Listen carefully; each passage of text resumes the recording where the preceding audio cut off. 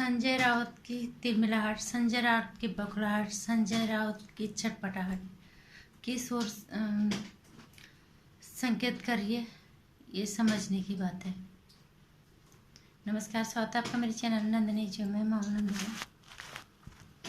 संजय राउत की जो हालत हो रही है ना, जितनी तिलमिलाहट, जो बौखलाहट उसके देखने लायक है। और समझ में आ रहा है कि ये बौखलाहट और ये तिलमिलाहट, उसकी आत्मा बहुत कुछ जान चुकी है।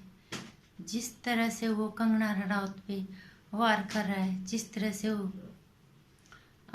बोल रहा है कि कंगना रनौत को हम मुंबई में नहीं आने देंगे। उसने रखा है कि मुंबई उसी की है, ये भारत देश है, कोई कहीं भी जाके रह सकता है, वो उसकी कर्म भूमि है, उसको वहाँ जाने से कोई नहीं रोक सकता।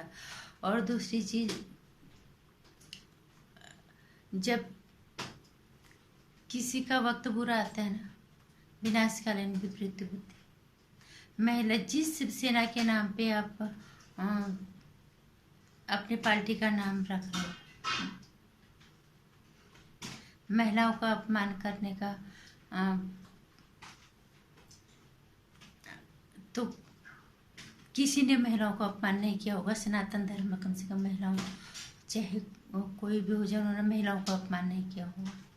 लेकिन शिवसेना में ऐसे ऐसे गंदी मानसिकता वाले लोग भरे हैं जो सिर्फ उसको धमकी नहीं दे रहे, उन्हें ये भी बोल रहे हैं कि संजय, शिवसेना के ही का एक नेता ने आज कंगना रनौत को ये बोला कि मुंबई आने पे हम तेरा मुंह तोड़ देंगे। और इस पे उसको अच्छी खासी फटकार सुनने में को मिली महिला आयोग की तरफ से, और महिला आयोग ने उन्हें गिरफ्तार करने की मांग की, और ये मांग बिल्कुल जायज है।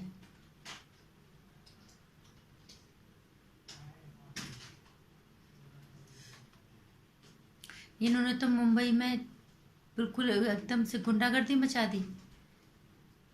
और अब संजय राउत कहता है कि वो पागल औरत, कुछ ऐसे उसको आज और बोला है।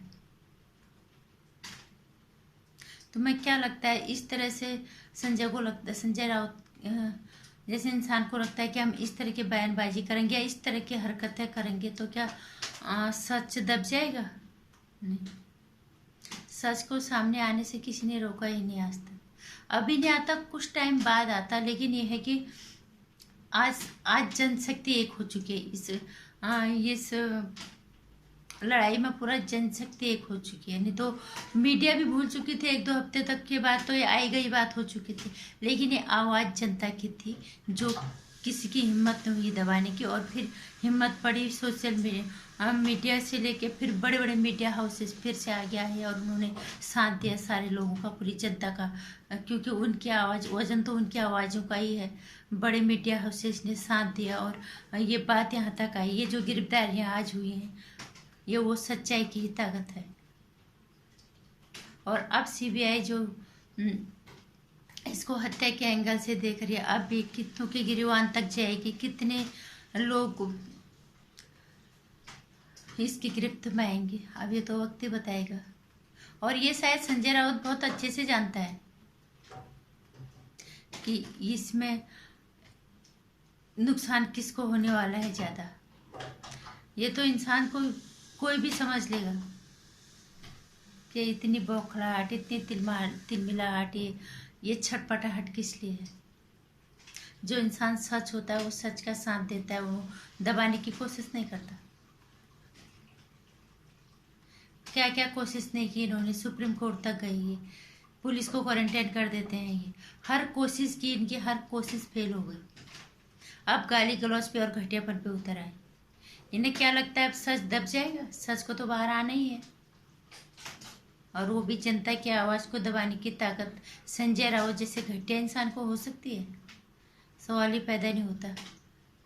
और इसी तरह से अगर करेंगे तो जिस तरह से महिला आयोग ने आज बोला है कि इनके नेता को गिरफ्तार करो, एक लड़की को इस तरह से उल्टा सीधा आप लोग बोलते हो। ऐसे होते हैं मराठा मानुस, ये उसकी कर्म भूमि है, उसको वहाँ आने से कोई नहीं रोक सकता। अगर इससे ज़्यादा घटिया हरकत की, जिसको तुम बचाने की कोशिश में इतनी छटपटाहट तुम्हें हो रही है ना, उसका तो जो होगा होगा ही है। लेकिन इससे पहले तुम लोगों की ऐसी तैसी हो जाएगी अगर इस तरह की घटियापन से अगर तुम बाज नहीं आए तो। इसलिए शांति से बैठे रहो, सच सबके सामने आएगा। चिल्लाने से या बौखलाहट दिखाने से सच का भी दबा नहीं है।